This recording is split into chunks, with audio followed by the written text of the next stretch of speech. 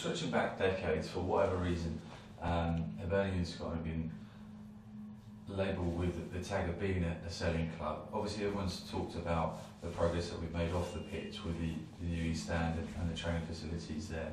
Obviously the marketplace is still incredibly competitive, and down south you look at the money that's available and the resources available down there, and it obviously far exceeds anything that's in the SPL. But I mean, what is our kind of position right now in terms of where we are financially, do you feel?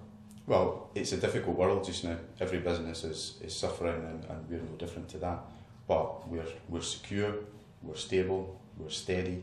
In terms of competing out in the transfer market within a Scottish environment, we're very competitive. Obviously, there are two clubs who massively outweigh the financial clout of everyone else. There's one other who continues to spend way beyond ourselves. But outside that, we're competitive, be it for an individual player or be it in overall terms as a budget. But what we have to do is use the specific and unique aspects of our club to attract the quality of player that we want. The Sean O'Hanlons of the world, the Junior Agogos of the world, they're not coming to our club purely because we can pay them more than club A, B, C or D. They're coming here for other reasons, and that's what we have to continue to work on, allied to the production of our own players and getting that balance right between the introduction of younger players and working alongside these seasoned professionals who are at the club because they want to be.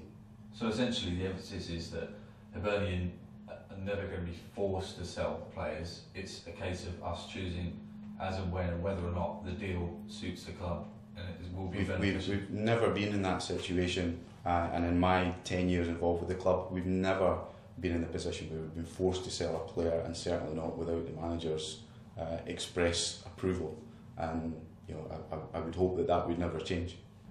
And obviously, just looking ahead, obviously we've talked about the reorganisation that's happened off the pitch as well. How excited are you about this new project and making everything work efficiently here at HTC? Well, massively excited. I mean, what we have is we have an incredibly strong executive team with Fife heading things up as managing director. He's got years' experience in the industry. He's been with the club for a number of years now. We've got fantastic infrastructure and we've got some great people. Now, the art of management is about getting the most out of the people and the systems and the assets that you have. That's my job, is to make sure that we get the most out of the footballing side of the organisation in what is an increasingly complex environment. But it's hugely exciting, and who wouldn't be excited to come and work at the Hibernian Training Centre every day? It's a great opportunity.